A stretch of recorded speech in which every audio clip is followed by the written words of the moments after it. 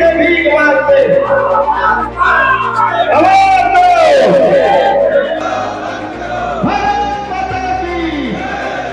जो 2016 के पश्चात नियमितीकरण को बंद कर दिया गया है और हमें लगातार प्रताड़ित किया जा रहा है। और अब तक लगभग 40 लोग से ज़्यादा की मौत हो चुकी है, वो शहीद हो चुके हैं काम के दौरान, ऐसा बताया जा रहा है। सीधा नियमित किया जाए जो खाली पद है उसमें, और जो इतने भी हमारे संविदा कर्मचारी हैं और जो इतने एक्सीडेंट हुए, जिनके डेथ हुए, उनको अनुकंपा नियुक्ति दिया जाए। लेकिन सर हमें लगभग 10 से 8 साल हो गए हैं, हमको नियमित नहीं किया जा रहा है, जबकि कंपनी में नियमित पद खाली होते हुए भी 6000 की पोस्ट होते हुए भी हमें उस पर संयोजन नहीं किया जा रहा है। पर्याप्त सामान मिलता है, जो ग्लव्स हो गए, बेल्ट हो गए, हेलमेट हो गए, ये मिलते हैं वाकई में या नहीं मिलते? मांगने पर, हड़ताल करने पर वहाँ मिलता है। एक दो कहीं भी स्टाफ है ना, उन्हीं के हिसाब से आता है। प्लायर भी जो इक्विपमेंट है। बढ़ती गर्मी हो या तेज बारिश का समय हो, हर वक्त आपके घरों में बिजली उपलब्ध होता है। बढ़ती गर्मी के बीच आपके घरों में बिजली पहुंचता है, या फिर तेज बारिश के बीच कहीं पर पेड़ गिर जाते हैं, उसको तुरंत हटाकर बिजली कहीं पहुंचता है, तो उसमें सीधा अहम रोल ये बिजली कर्मचारियों का रहता है, लाइन प्रचारकों का रहता है, जो आज माना तूता धरना स्थल पर हड़ताल पर डटे हुए। इनका एक ही मांग है कि ये लगातार नियमित करने का मांग कर रहे हैं। बावजूद इसके सरकार इस क्षेत्र में ध्यान नहीं दे पा रही, जिसकी वजह से 8 दिन अपने घरों में हड़ताल कर रहे थे, उसके बाद घरों को छोड़कर अब तूता धरना स्थल पर पहुंचे हुए। सीधा चर्चा करते हैं, क्या प्रमुख मांग है भैया जिसको लेकर आप हड़ताल पर उतरे हुए? प्रमुख मांग जो है हमारा वो ये है कि जो भी रिक्त पद 6000 रिक्त पद अभी लाइन प्रचारक के वे कंपनी में खाली हैं, तो उन पदों पर समायोजन की मांग है। और ये पूर्व में भी होता आ रहा है। 2002, 2004, 2007 और 2011 ये 4 वर्ष भर्ती ली गई थी लाइन प्रचारकों की संविदा में, जिन्हें 2 वर्ष के पश्चात नियमित किया गया। परंतु इस जो 2016 के पश्चात नियमितीकरण को बंद कर दिया गया है और हमें लगातार प्रताड़ित किया जा रहा है। प्रत्येक 2 साल में नियमित करने का काम चल रहा था, ऐसा बोल रहे हैं। उसके बाद अचानक 10 साल से कार्य बंद हुआ है। कितना प्रभाव पड़ा है, कितने लोग रुक गए हैं? जी सर, अभी हम लोग 2471 के 71 हम लोग हड़ताल में हैं, और इससे सर जो भी है, जितने भी जो आम जनता है उनको समस्या हो रही है। हम लोग भी नहीं चाहते कि हम लोग अपना कर्तव्य को छोड़कर यहाँ पर हड़ताल करें, लेकिन सर हमें लगभग 10 से 8 साल हो गए हैं, हमको नियमित नहीं किया जा रहा है, जबकि कंपनी में नियमित पद खाली होते हुए भी 6000 की पोस्ट होते हुए भी हमें उस पर संयोजन नहीं किया जा रहा है। जबकि जैसे भाई बताएं कि हमको 2004, 2007, 2011 में 2-2 वर्ष में भर्ती के प्रक्रिया से हमको नियमित करते आए हैं, संविदा जो लाइन परिचारक संविदा जो भर्ती हुआ था उसमें, लेकिन अब तक हमको नहीं किए। हमारे लगभग 40 से ज़्यादा साथी दिवंगत हो गए हैं, जिनकी मृत्यु हो गई है, और 100 से ज़्यादा साथी है जिनका अंग भंग हो गया है सर। उनके परिवार का न भरण पोषण सिर्फ उनके ऊपर जिम्मेदारी था। अभी कंपनी के द्वारा न उनके द्वारा किसी प्रकार का उनको लाभ दिया जा रहा है, न ही उनको नियमित नौकरी दिया जा रहा है। अगर सर नियमित नौकरी रहता तो उनका पालन पोषण जो भी है उसको शासन करता, लेकिन हम लोग सर संविदा कर्मचारी हैं। अगर हमारा अंग भंग हो जाता है तो हम किसी भी प्रकार का काम नहीं कर पाते हैं, तो कंपनी हमको उस बेस पर हमको 1 महीने का नोटिस देकर हमको निकाल दिया जाता है। इसी बड़ी बात कही है इन्होंने, अंग भंग हो जाता है तो उसमें काफी दिक्कतें होती है। फोटो भी लगाए हुए हैं कईयों का, और अब तक लगभग 40 लोग से ज्यादा की मौत हो चुकी है, वो शहीद हो चुके हैं काम के दौरान, ऐसा बताया जा रहा है।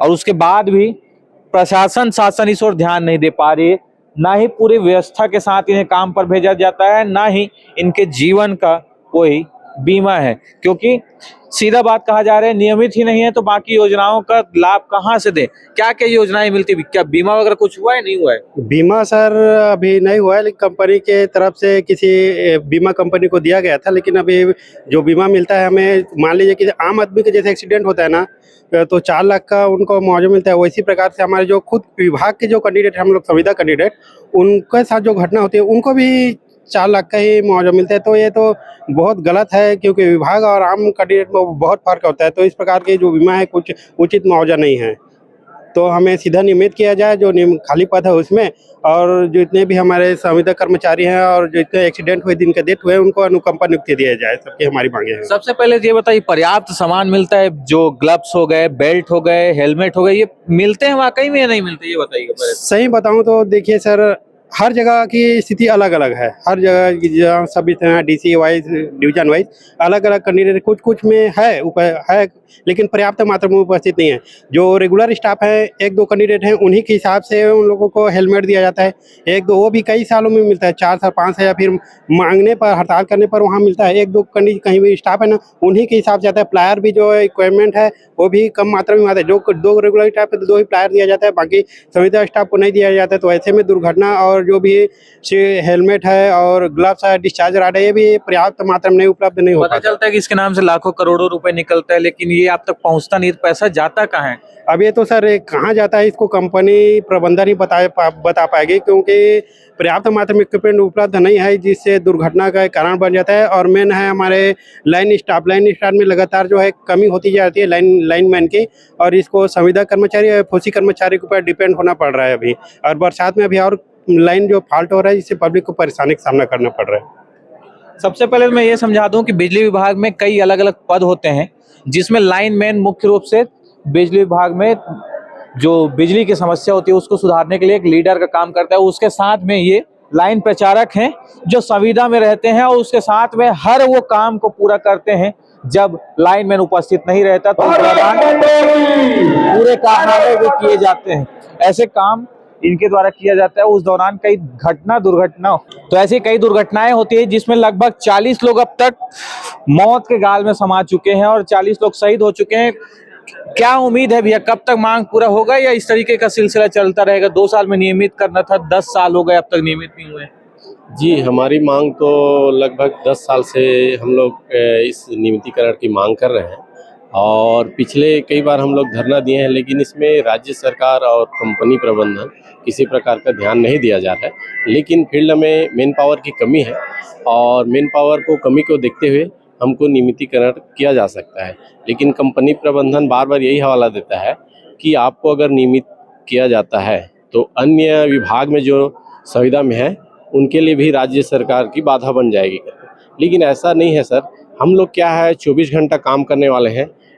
अभी ये शोकास नोटिस दे रहे हैं, उसमें स्पष्ट लिख रहे हैं कंपनी प्रबंधन कि ये ड्यूटी आपातकालीन ड्यूटी है, रिस्क जोन में काम करते हैं इतने लोग, तो उसको अपने ड्यूटी पर पुनः लौटे करके। तो हमारा यही मांग है कि भाई जब हमारा काम रिस्क है और इमरजेंसी में आता है, तो हमारा भी मांग जो है उसको दिया जाए नियमितीकरण का, या जो भी रेगुलर कर्मचारी का जो एक सुविधा मिलता है, बीमा का सुविधा मिलता है, DA AHR का, वो सब सुविधा हमें देना चाहिए। निश्चित ही बार बार वही बात सामने आ रही है कि तमाम सुविधाएं मिलनी चाहिए, और तमाम सुविधाएं मिलेंगी कब? जब नियमित कर्मचारी घोषित होंगे तब। यही बात है। फिलहाल देखने वाली बात यह है कि सरकार कब तक इनकी बातों को सुनती है और कब इन्हें नियमितीकरण का लाभ मिलता है। बताया जा रहा है कि मुख्य रूप से 6000 पद खाली हैं, उसमें 2500 संविदा कर्मचारी हैं जिनको समायोजन किया जाना है, लेकिन इसको लेकर सरकार लगातार पीछे हट रही है। लेकिन क्या इस पर कोई सुनवाई होती है? बहरहाल इस पूरी खबर पर आपकी क्या राय, कमेंट करके जरूर बताइए। अब बने रहिए CG भास्कर के साथ।